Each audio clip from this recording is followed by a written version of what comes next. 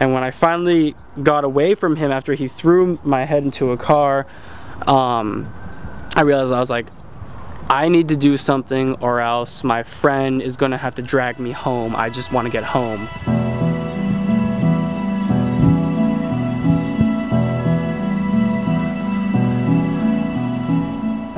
I remember that was like one of the only things that I was going through my mind. I just want to get home. I took out the knife that I had that my dad gave me when I went to college.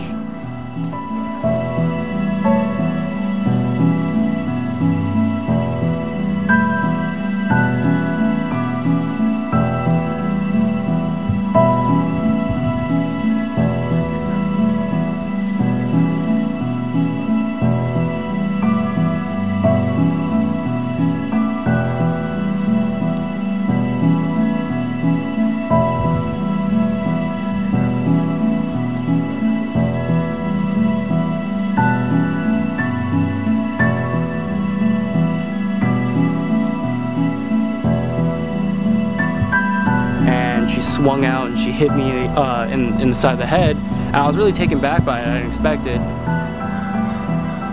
She swung at me again, and I put my hand up to block it, and I pushed her away from me.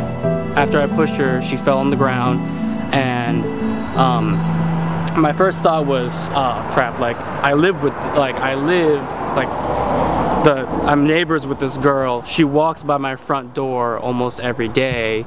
And I just pushed her and she fell on the ground.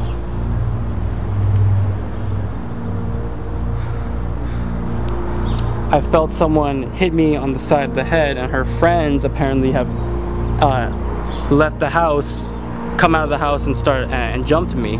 And it was, at the time I couldn't tell who they were, you know, how many there were. All I knew is there was multiple people screaming, hitting, pushing me, and I was on the sidewalk / like the street around here, just kind of covering my face, pushing back, hitting back, and it was it was rough. I just wanted to get out of there.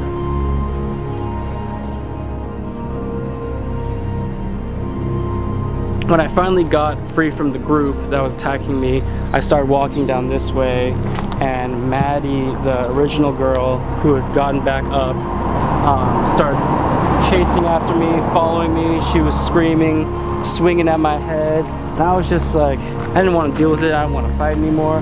I just kept putting my hands up blocking, but still gradually continuing this way towards my house. I kept walking, and they eventually stopped following me, and we were me and my friend were walking, and I looked at him and I was like, man, that was crazy. Can you believe them?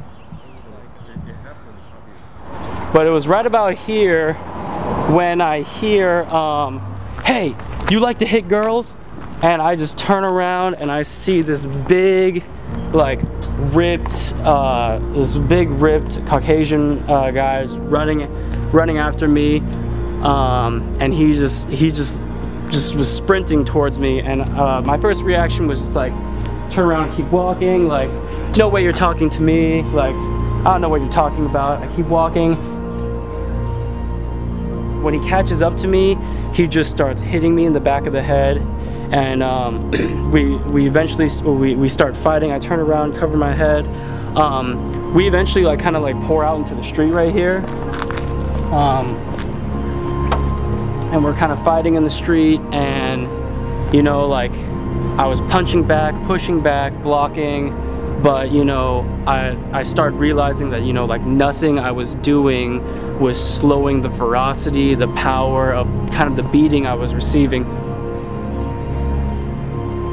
We kind of got wrapped up, we clenched, and I felt being hit against a car, the back of my head and my neck hitting a car, and I remember distinctly the sound it made when I hit the car. I believe it was a door or possibly the hood, but I just remember the metal kind of I remember the sound the metal made when I hit up against it. I don't remember how many times it was, but it was multiple times into that car.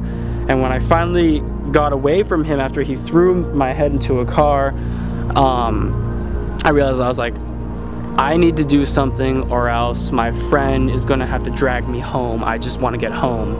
I remember that was like one of the only things that I was going through my mind. I just wanna get home. I don't want my friend to have to drag me home. So I took out the knife that I had that my dad gave me when I went to college. I brought it up and I showed it to him, and I was like, you know, I was like, back off, it's not worth it. And he didn't. He came at me again, and I remember kind of crunching down low like this and aiming low, trying to get his legs. I wasn't trying to like get his neck or puncture a lung or a heart or anything like that. I was just trying to, you know, get him to stop. I don't know if he felt any of it. During the attack, I definitely tried everything I could before taking out that knife. I punched, I pushed back, I did everything I can, open hand, and you know, like I said, it didn't stop the ferocity, it didn't stop the power of the beating I was receiving. Nothing was really swaying him from stopping. It wasn't until I got, you know, that my head was slammed into a car that I realized that, you know, I need to do something different, and that I would probably have to take my knife out. What I wanted to initially happen was for me to take the weapon out, and I didn't hold it behind my back. I put it in front of me in hopes that he would see it and, you know, and just walk away, you know, turn the other direction. It's not worth it. I told him it wasn't worth it, but he didn't. He closed that distance, and I had to use it again.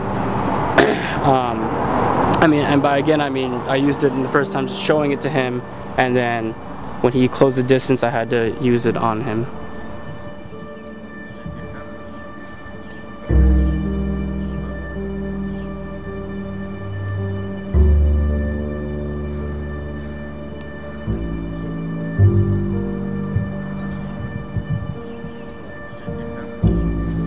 Somehow we got separated.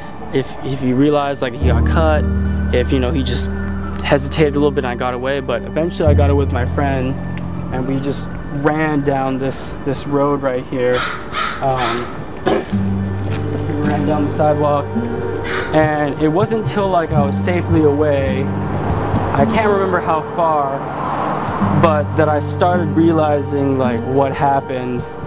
I started realizing that like I was just attacked, that I was just attacked to a point where I almost died, where I had to take out my knife, and I was scared. I was like, I can't believe I had to do that.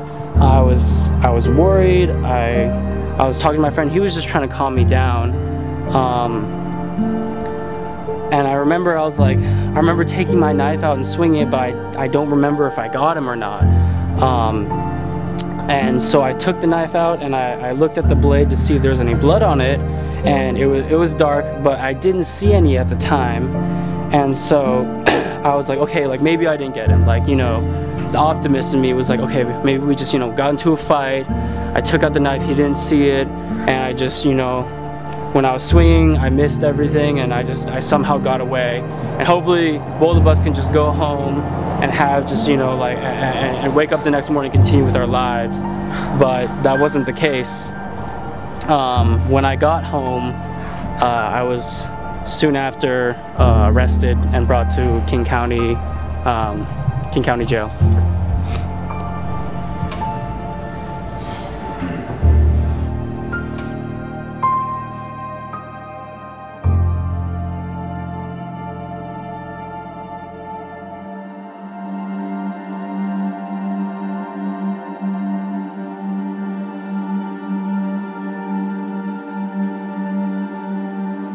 You can be very cynical. I mean, working in the system on both sides, I mean, as much as I wish it was, I don't think it's always about, you know, the truth.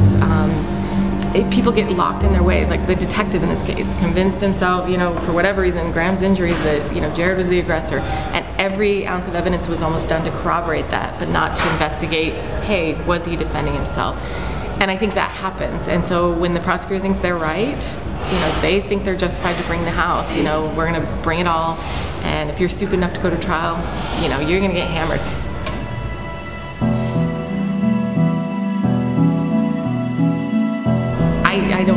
I don't think it's conducive to finding the truth. I think it's keeping the cogs of this huge system just turning. That's not the way it's supposed to work in theory.